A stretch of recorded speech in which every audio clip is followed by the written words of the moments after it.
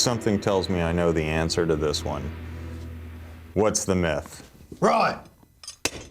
The myth is that in a firefight with some pirates, in a fusillade of cannonballs, that you would be more in danger of the shrapnel than the cannonballs themselves. He's speechless. Army hearties, this myth comes straight from the glory days of pirate privateers. Morgan! Skilled blackguard captains would run down their heavy, treasure-laden prey, then deliver a mighty broadside. On the approach! Fire! But is it true the deadly splinters created on impact caused more deaths than the cannonball itself? We'll close for the killing and border, and I'll dangle Uncle Harry from the foreyard. So what's the plan? Well, last time we tried to find a cannon, the best we could do was find one that just shot blanks. This time we need to fire one that fires a real cannonball, and they're not going to be that easy to find, I don't think. Now let's put the researchers on it, and in the meantime, I've got some fabulous ideas for a small-scale, air-powered cannon.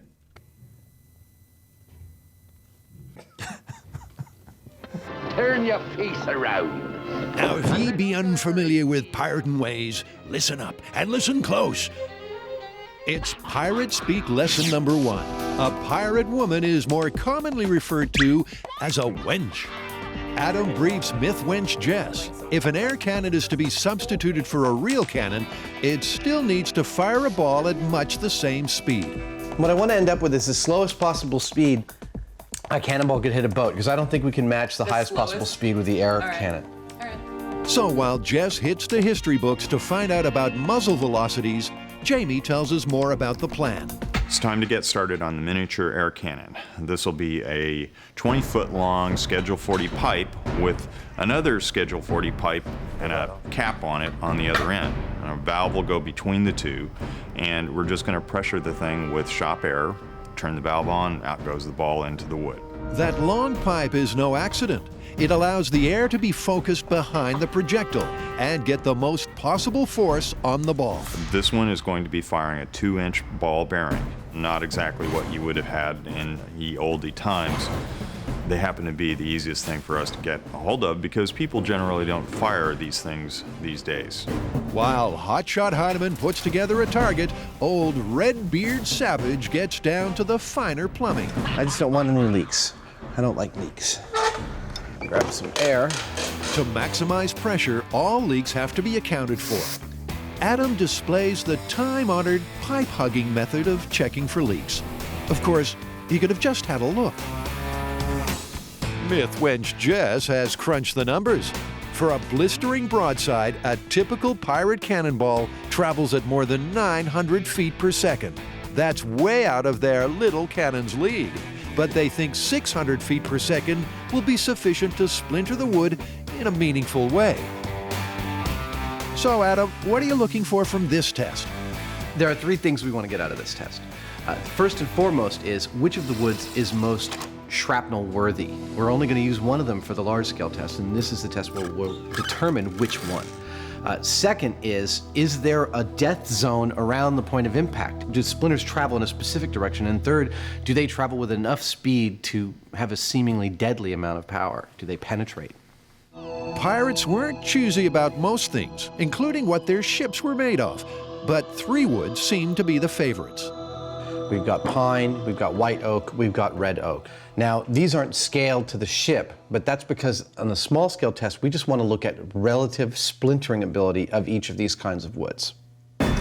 Blimey! It's simple. Fire the 2-inch ball bearing into the 3 different types of wood. Examine each splinter pattern and then select the best for the full-scale test. And of course, the winner will be the wood with the deadliest spray of shrapnel. First up on the cannonball collision course, pine planking.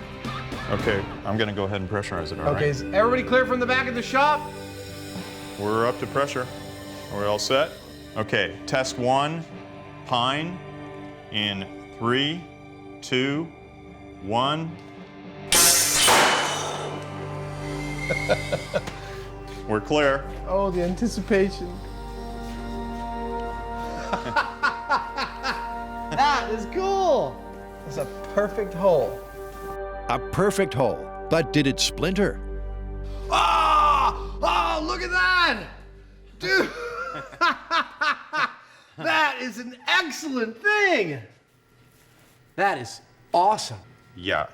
It's just a beautiful result. Okay, well, let's reset. With Adam and Jamie up and running, let's take time out to tackle a tale of tricky pirates and their eye patches.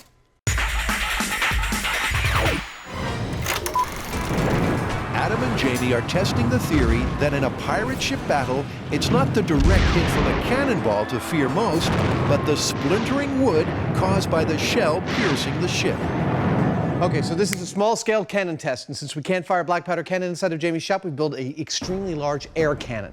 This is the reservoir. This is a nice big 2-inch valve, which we will activate with a switch from behind there, out of sight of this, so in case any bounce backs happen, they don't happen through our heads, through this 21-foot barrel, all the way down here, through the chronometer, so we can tell exactly how fast that cannonball is going, past these lines, which will tell us on the high speed exactly how fast that cannonball is going, into this panel, which will then be blown into splinters, which will embed themselves into these foam panels. The cannonball will rest into this bulletproof vest, and we'll be able to see what happens. Our first test with the pine was actually pretty spectacular. The shrapnel created is quite nasty. It looks like, you know, this whole area would be a bloody mess if you happen to be standing right next to it. Wow. That is awesome. Splinters aplenty, but has it achieved the 600 feet per second ball speed required to simulate a genuine cannon? 273 miles per hour. It's slower than I was hoping, but it's still pretty darn fast for a 20-foot barrel. So the air cannon isn't quite up to speed, but at this stage, they're just comparing the relative splintering qualities of the wood. And seeing as they are already achieving an impressive spray of shrapnel, they're going to move on. Next on the Cannonball Run, white oak. 3, 2, 1.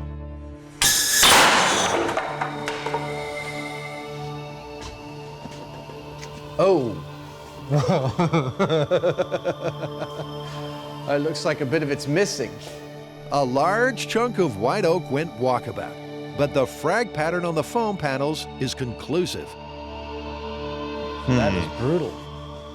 That is the real deal. I mean, these things are almost obliterated. Well, it definitely made a lot of shrapnel, even more than the pine. Well, yeah, it made less pieces of shrapnel, but what it did was they were much bigger and looks like a lot more lethal. Looks can kill, but can the splinters? Based on what I'm seeing, the shrapnel coming out of the oak would be considerably more deadly than the pine. Not only are the pieces, like the splinters coming off of the oak, larger, but the wood itself is denser, and I can't help but think that it'd penetrate a human skin or flesh better. I was pulling the tape off of this to reset it, and can you guess? Some of it's stuck into the wood. Uh-huh, right there. Yeah, they're larger, heavier pieces, and so, you know, that starts to make me think that this would be possible. You know, it'd be possible for somebody to be killed with a splinter like that in the right place. Yeah. And remembering that we're only at around, what was it? Yeah, we're at half the speed and half the size of a real cannon. That is awesome.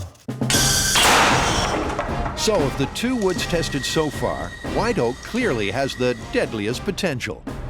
The final test is Red oak. In 3, 2, 1. I love this. Thunk. it's a bullseye every time, and the wood is flying. Yeah, it's more really, really, really big splinters. Well, is there anything sticking through the back of the wood? No, although the foam is definitely much more decimated on this test than any of the others. It doesn't look like any of the shards penetrated as deeply as they did with the white oak. So Adam, day one of playing pirates almost through. What say ye to the myth? You know, I wasn't so sure about this myth when we started. I mean, like, what's more lethal than a cannon shot? But I'm looking at this, and I'm really thinking that there's some meat on the bones of this thing, that it really actually might be plausible, because these shards of white oak were stuck into the plywood and pine boards that were our backstops. That takes a lot of energy to jam wood into wood like that.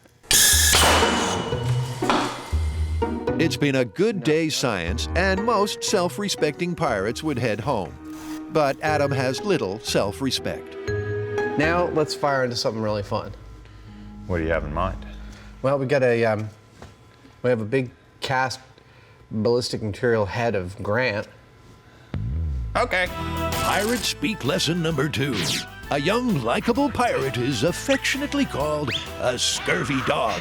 And Grant, the MythBusters version of a scurvy dog if ever there was one, has cast his own face in ballistics material.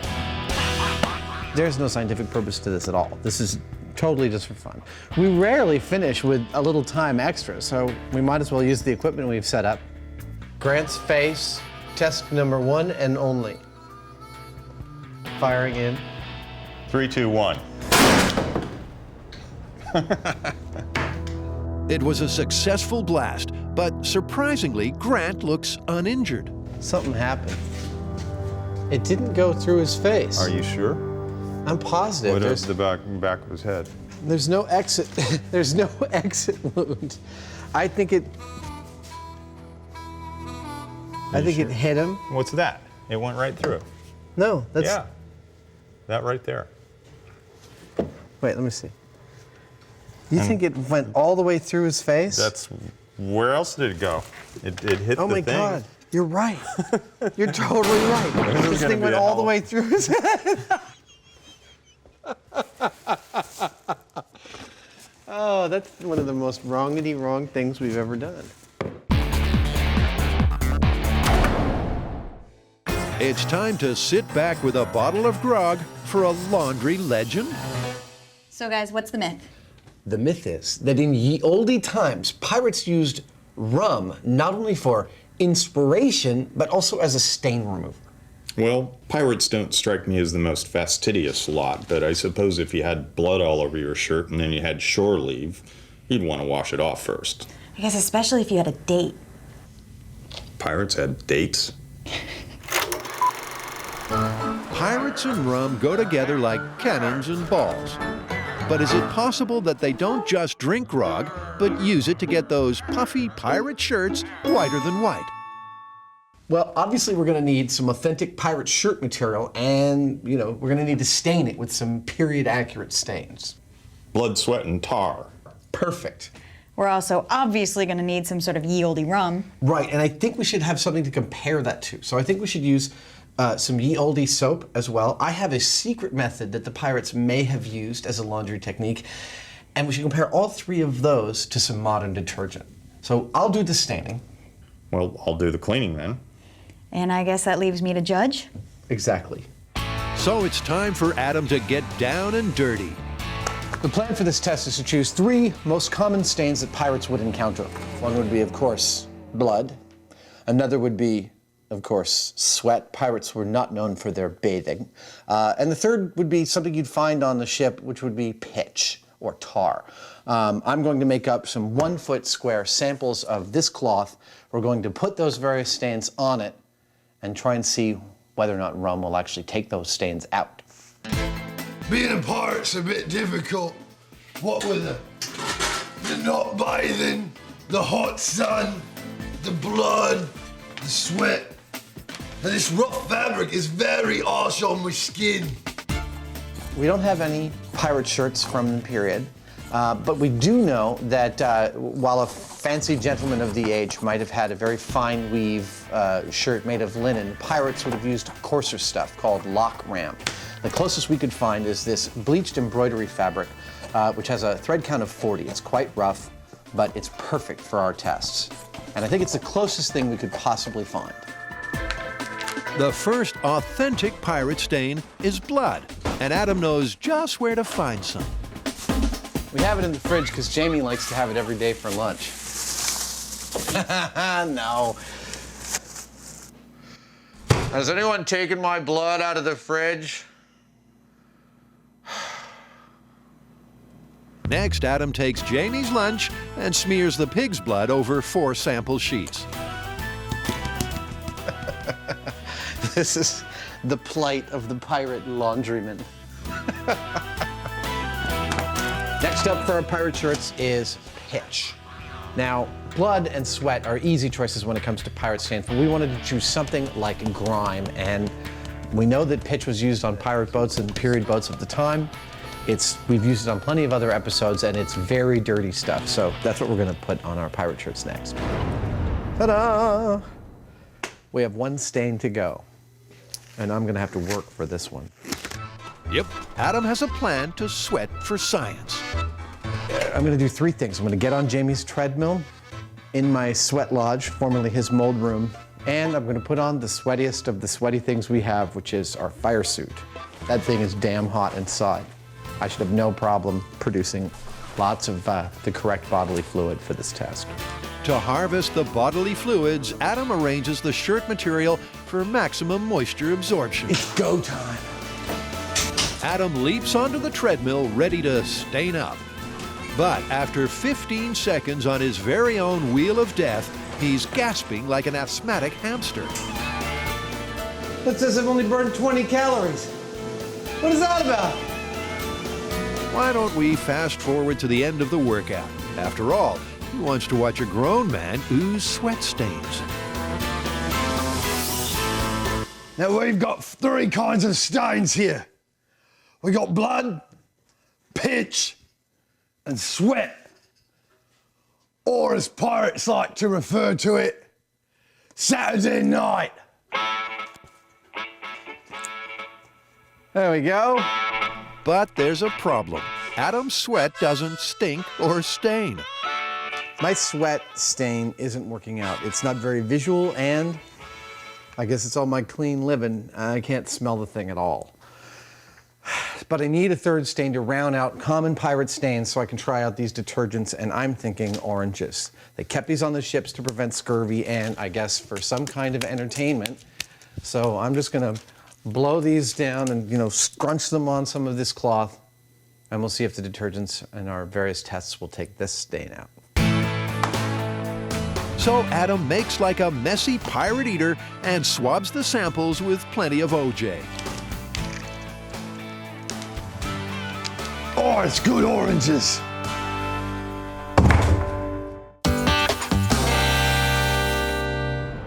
Adam has been shedding blood, juggling oranges, and painting with pitch in an attempt to solve the myth that pirates used rum as a stain remover. The plight of the pirate laundryman. But before the cleanup with grog, Adam is looking into his alternative maritime method of doing the laundry.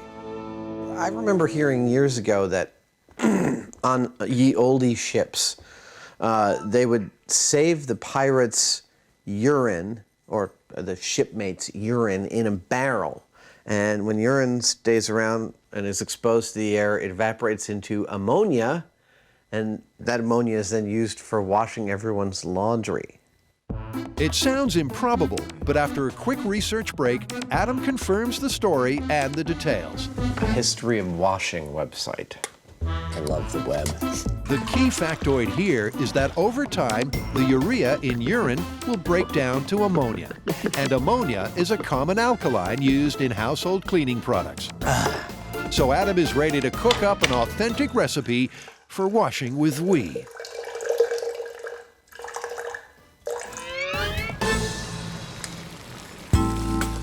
What I am trying to do here is reduce some urine or wee-wee to a more raw essence of wee-wee. The recipe for using urine as a cleaning agent, like the pirates might have, calls for stale urine. I do not have a stale urine, but I have a hot plate. So, I heat it for a while, boil the water out, I get more stale urine, or wee-wee. I can state from experience that this job does not make you the most popular guy on the boat. Just be thankful that from the safety of your homes, you can't smell Adam's eau de toilette. Notice that it is a much darker color, and this time I have only 300 milliliters. I have reduced it by half, removing mostly water, leaving the essential chemicals for washing. And for the washing, it's time to tag team Jamie. I've got 3 ye olde cleaners and 1 modern cleaner to try out on each of these sets of samples. I've got ye olde soap, made in the way ye olde soap was made. I've got ye olde rum, which is the crux of our myth, that they used rum as a cleaning agent. I have some stale whey, which is broken down mostly to ammonia, which was also used as a bleaching agent on pirate ships. And I have modern detergent. Your task is to try each one of these out on all 3 of these samples.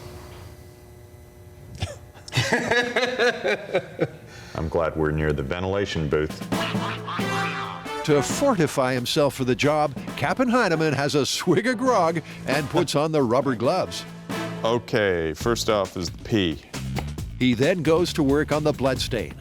Bloodstain's pretty tough for any kind of detergent, even modern ones, and especially once it's set.